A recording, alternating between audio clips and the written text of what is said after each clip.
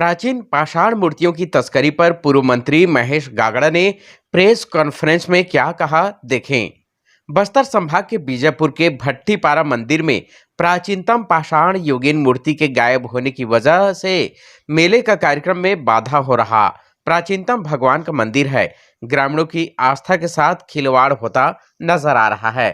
प्राचीनतम पाषाण मूर्ति गई कहां, प्रशासन मूक दर्शक बना है और आने वाले चिकट राज मेले की तैयारी को लेकर ग्रामीणों में अंदेशा बना हुआ है। पूर्व मंत्री महेश गागड़ा ने बताया, कई वर्षों से विराजमान मूर्तियों की तस्करी करने में प्रशासन का बड़ा हाथ है।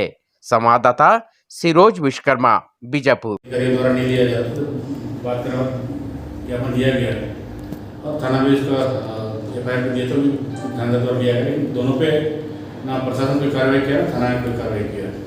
बड़ा दुख की विषय है कि जिस तरह से यहाँ पे जो मान्यता है, जो बहुमूल्य मूर्तियाँ हैं, जिसको पूजा किया जाता है, जिसके प्रति लोगों का आस्था है, उस जैसी चीज़ों को रात लिया जाता है। ना स्थानीय किसी वर्गों से बातचीत की जाती है, ना किसी निर्माण पुजारी गाँव ग्रामीणों से।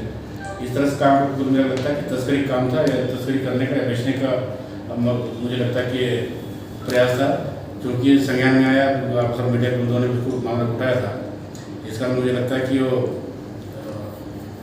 लगता है जो तस्करी कर पाया या नहीं कर पाया, लेकिन आज पर्यंत तक प्रशासन उसको वापस उपलब्ध नहीं कर पाया, जिसको लेकर हमने उसको आने दिनों में विधानसभा में कार्रवाई के लिए बात किए हैं। मुझे लगता है आने दिनों में विधानसभा में 7 मूर्तियाँ थी, बेशकीमती मूर्तियाँ थी, प्राचीन थी और आराध्य देवियों की मूर्तियाँ चोरी हुई हैं। आपने 3 दिन की मियाद दी थी, प्रशासन ने अब तक कोई कार्रवाई नहीं की है और वहाँ पे मूर्तियाँ वापस नहीं आ पाई हैं। क्या आरोप है, क्या मांग है? जब मूर्ति गायब हो गई तो ग्रामीण द्वारा उससे जानकारी दी गई। ग्रामीण ने पर कोशिश किया ज्ञापन देने का, लेकिन अधिकार दिए नहीं। जब हम लोग उसमें कोशिश किए, बातचीत किए, तब जाकर ज्ञापन लिया गया और 3 दिन का समय मांगे थे कि 3 दिन बाद हम मूर्ति को वापस लाएंगे। अब 3 दिन पूरा हो गया। जिस तरह से बहुमूल्य और जो धार्मिक मान्यता की जो मूर्तियाँ जो गायब हुई है, गायब नहीं, उससे तस्करी की गई है, हमारा आरोप है, जिसमें प्रशासन का भी और जो सरकार में है उन सभी लोगों का इसमें सहभागिता लगता है, जिस कारण आज पर्यंत तक वो मूर्ति वापस नहीं आएगी। अपने संज्ञान में आया था कि जो मूर्तियाँ थी, विभाग के जो अधिकारी हैं, आर्कियोलॉजी से संबंधित जो अधिकारी हैं, उनके द्वारा ले जाना बताई जा रही है। आर्कियोलॉजी के अधिकारी ले गए तो तुरंत लाके शिफ्ट कर देना चाहिए था। और दूसरा चीज़, तस्करी खराब इसलिए हम लगा रहे हैं क्योंकि अगर आर्कियोलॉजी के अधिकारी होते तो उसको उस तरह से पंचनामा बनाते, ग्रामीण से पूछताछ किया जाता है, उनसे पंचनामा किया जाता है, उसकी मान्यता है कि नहीं, ये सब चीज़ देखा जाता है। क्योंकि ये सब देखा नहीं गया, इसलिए मुझे कहना है कि सिरे से आरोप है कि इसमें सरकारी अधिकारी द्वारा सरकार के संरक्षण में तस्करी की गई है। 15 साल भाजपा की सरकार थी, उससे पहले भी सैकड़ों हजारों साल से मूर्तियाँ वहाँ पड़ी थी। क्या वजह है, मानते हैं आप, कि कांग्रेस की सरकार आने के 3 साल के अंदर तस्करी जैसी घटनाएं नगर के अंदर बढ़ जाती हैं, तो कानून व्यवस्था में विफल है कांग्रेस सरकार? देखिए, कानून व्यवस्था तो विषय नहीं है, सीधा सीधा लालच वाली बात है, लोभ वाली बात है।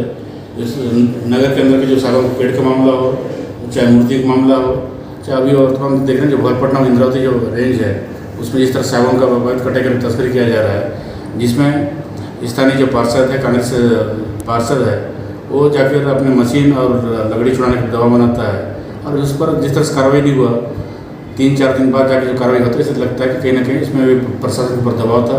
जिस तरह से कार्रवाई होना चाहिए था, कार्रवाई नहीं हुई। जिस तरह से तमाम चीज़, चाहे मूर्तियाँ हो, चाहे लकड़ी की हो, ये सीधा सीधा तस्करी से और अवैध धंधा से जुड़ा हुआ मामला है और यहाँ पे सरकार और प्रशासन का संरक्षण प्राप्त है।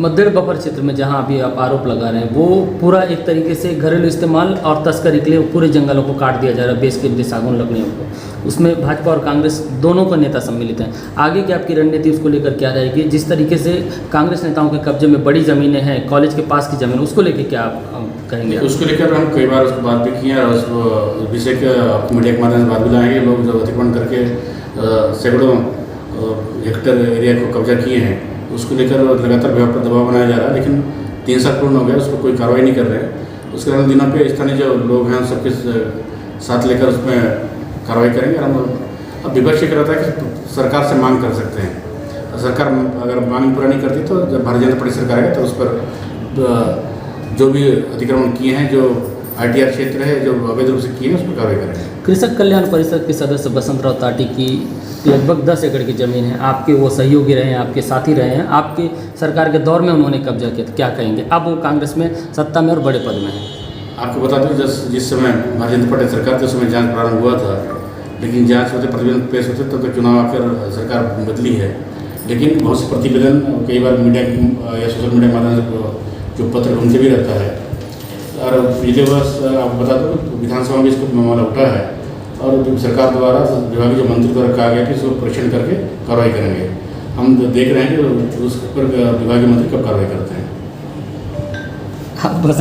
कार्यक्रम आ रहा है जिसने प्रशासन पर, अधिकारियों पर लगातार मशीनों को और अपने लकड़ी को छुड़ाने का प्रयास कर रहे हैं और एक तरफ कार्रवाई बहुत विलम्ब से होता है।